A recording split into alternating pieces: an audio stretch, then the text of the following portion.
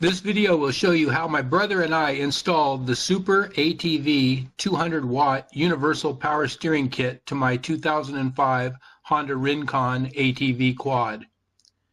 The unit will fit, but it takes some engineering and welding skills to make it happen. The kit comes with all the necessary components and good generic instructions. You will need some extra metal parts and hardware to complete the install. Let's get started. First off, you will need to strip down the quad of all plastics, racks, bumpers, gas tank, handlebars, and dashboard.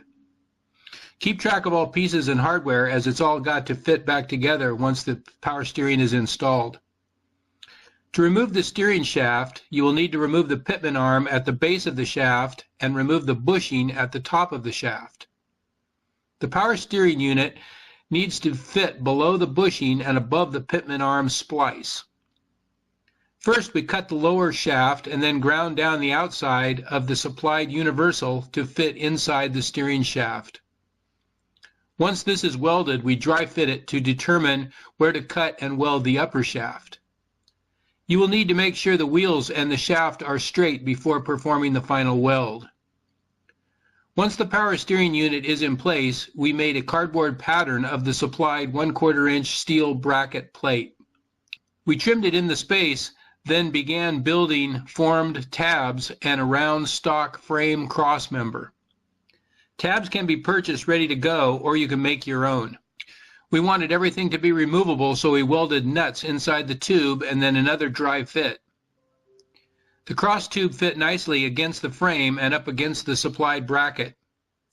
Lots of dry fits and welding one tab at a time made this complete. Make sure that the bracket and cross tube are not in the way of wiring harnesses, shift arms, levers, and such. Also consider where the plastic body will fit when reinstalled. Once we were happy with the fit, we welded the last piece in and then painted everything.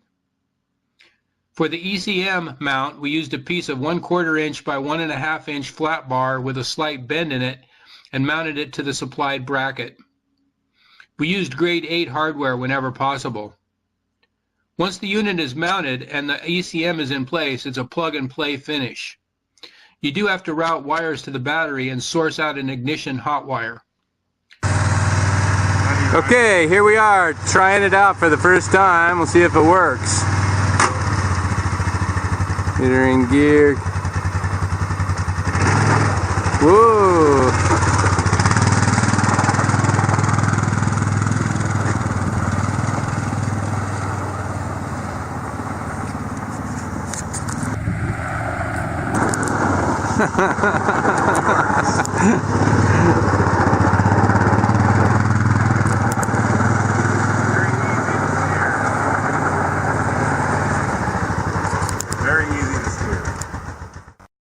After a solid test ride, we both can't believe the ease at steering the quad now, and even more surprised at the shock absorption of the front end when riding bumps and hitting rocks on the trail.